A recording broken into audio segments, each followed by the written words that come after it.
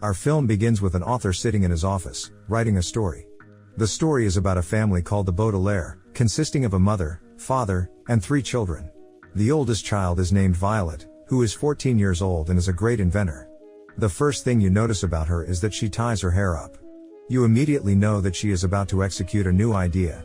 Violet had a talent for repurposing old and neglected things into something useful. Her inventions were better received than her brother Klaus's.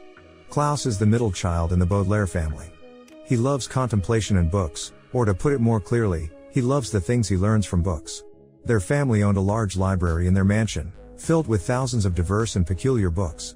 Klaus was happiest spending the 10 hours each day he dedicated to the library. And if you can see, Violet and Klaus are different from children their age. Allow me to introduce you to Sunny. Sunny is the youngest among them and has hobbies that are completely different from her siblings. She loved biting things, and she had only 4 teeth. But they were strong and helped her practice her hobby of biting anything. Sunny started speaking when she was 1 year old. True, her language consisted of unclear screams, but her siblings understood her and knew how to communicate with her. The 3 siblings enjoyed peace and warmth in their lives until the day they went for a walk on the beach and Mr. Poe, their father's lawyer, approached them with a sorrowful expression. He delivered the news that turned their lives into a nightmare. He informed them that a fire had broken out in their house, and everyone present, including their parents, had died. No one knew the cause of the fire, but the entire mansion had turned to ashes. The Baudelaire children suddenly became orphans, and if you haven't lost someone dear to you before, you will never understand their feelings. Mr. Poe takes them with him and informs them that they will live with someone named Olaf. Olaf is a distant relative they have never met before, and he will be their guardian until they reach the legal age. They arrive at the house, which looks beautiful from the outside but turns out to be the residence of Judge Strauss, and Olaf's house is in front of it. The house is old, spooky, and resembles Dracula's mansion. Sunny tells them in her language that it's better to sleep on the street. Mr. Poe is terrified as soon as he approaches the door. When they enter, they meet Olaf, who also resembles Dracula. Sunny becomes uneasy when she sees him. Olaf used to work as an actor, and his mannerisms were showy. He tried to appear kind in front of the lawyer, but it was evident that he was wicked, and his only goal was to obtain their inheritance. Mr. Poe hands over the children to Olaf and informs him that he is not yet their legal guardian, and the paperwork will be completed in a week. Mr. Poe leaves, and Olaf starts showing them around the house, which is full of cracks and on the verge of collapse. Klaus asks him about the last room, and Olaf warns them not to approach it because it's off limits. He takes them to their room and tells them to rest. The children are surprised because it's still daytime, and what's even stranger is that Olaf locks the door. The room is filled with dusty crates, and there is only one old mattress on the floor. Klaus doesn't want to rush to judge Olaf.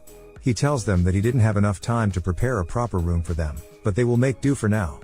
He promises to bring them dinner later and leaves, locking the door behind him. Violet, Klaus, and Sunny look at each other, feeling uneasy about their situation. They know they need to be cautious around Olaf and figure out a way to escape his clutches. As the evening approaches, Olaf brings them a meager dinner consisting of stale bread and a small portion of soup. The children eat quietly, not daring to question or complain. After finishing their meal, they hear a loud crash coming from downstairs. They exchange worried glances, unsure of what is happening. Curiosity gets the better of them, and they decide to investigate. Quietly, they make their way down the creaking stairs and peek into the living room. There, they witness Olaf and his associates rummaging through their parents' belongings, clearly searching for something valuable. The children realize that Olaf's intentions are far from honorable. He is after their inheritance and will stop at nothing to get it. They know they must find a way to expose his true nature and escape his clutches. They retreat back to their room, their minds racing with thoughts of how to outsmart Olaf. Violet, being the resourceful and inventive one, suggests using their individual strengths to their advantage. Klaus, with his vast knowledge from reading countless books, can research and gather evidence against Olaf. Sunny, with her biting abilities, can help in unexpected ways. And Violet, with her knack for invention, can create gadgets and contraptions to aid their escape. The Baudelaire children vow to stick together, protect each other, and find a way to expose Olaf's true intentions.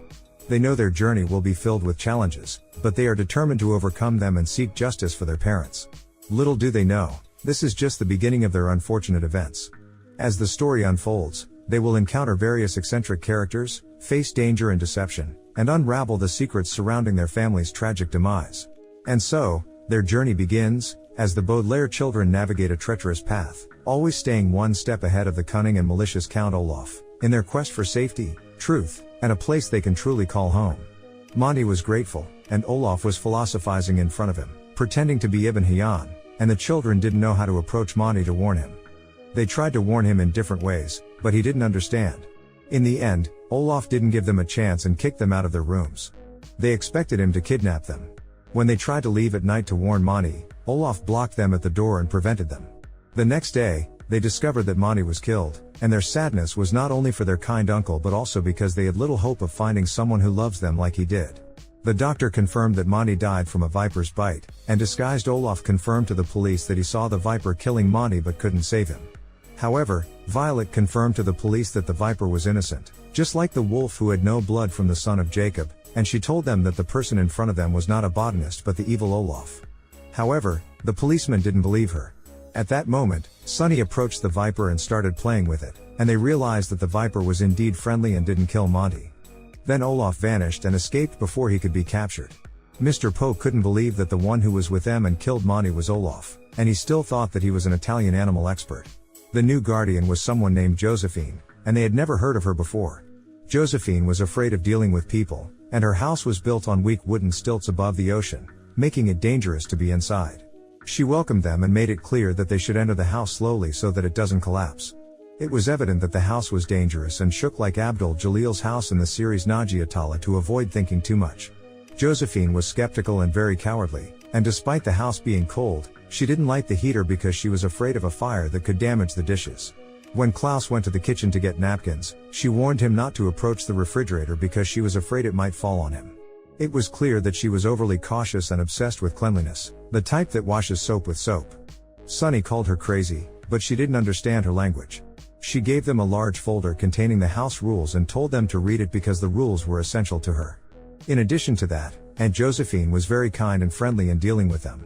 One day she showed them her photo album, and they found out that she was very brave and used to go on trips all the time. She tamed lions and crocodiles, and her trauma came after her husband's death. She opened the window overlooking the ocean and consulted them about a cave location and told them that she and her husband were returning from it by boat when the sea creatures attacked them and ate him. Since then, Josephine isolated herself from people, and all her bravery turned into cowardice. Days passed until they managed to convince her to leave and go to the market.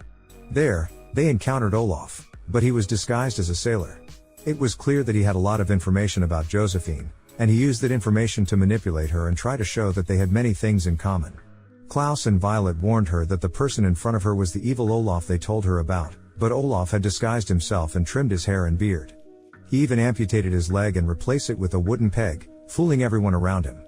Desperate to uncover Olaf's true identity, the Baudelaire explained their suspicions to Sonny, who had grown into a resourceful toddler.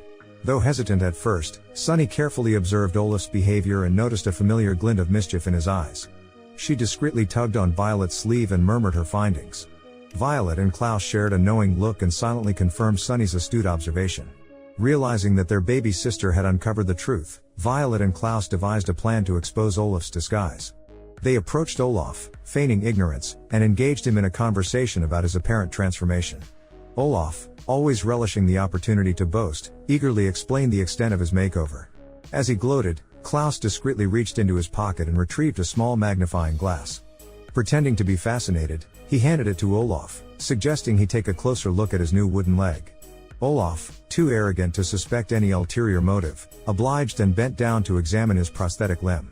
Meanwhile, Violet swiftly retrieved a nearby pair of scissors, concealed beneath a stack of books. With a deft hand, she snipped the strand of hair that connected Olaf's wig to his scalp, causing the disguise to unravel. Olaf, realizing he had been caught, leapt back in fury. The Baudelaire stood united, their resolve unshaken. Olaf, now exposed, revealed his true malevolence, vowing revenge on the orphans for unmasking him.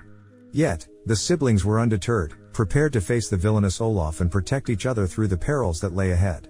The judge asks Violet if she agrees to the marriage, and she is hesitant, but Olaf pulls out the wireless microphone, so she agrees.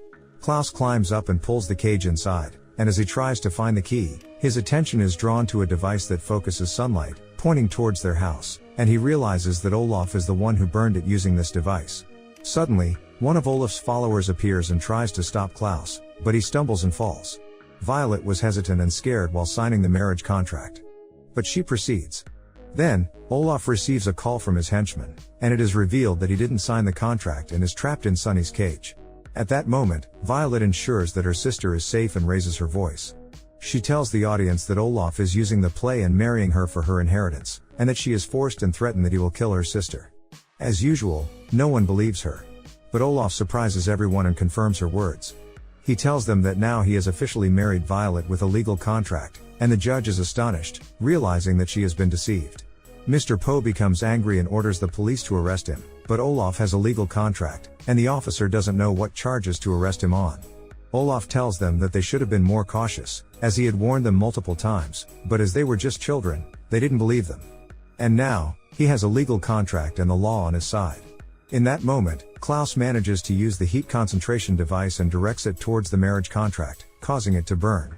When the audience sees the burned contract, they attack and pounce on Olaf, and he is arrested and brought to justice. Before being sentenced to life imprisonment, he is sentenced to suffer from the same dangers he caused to the children.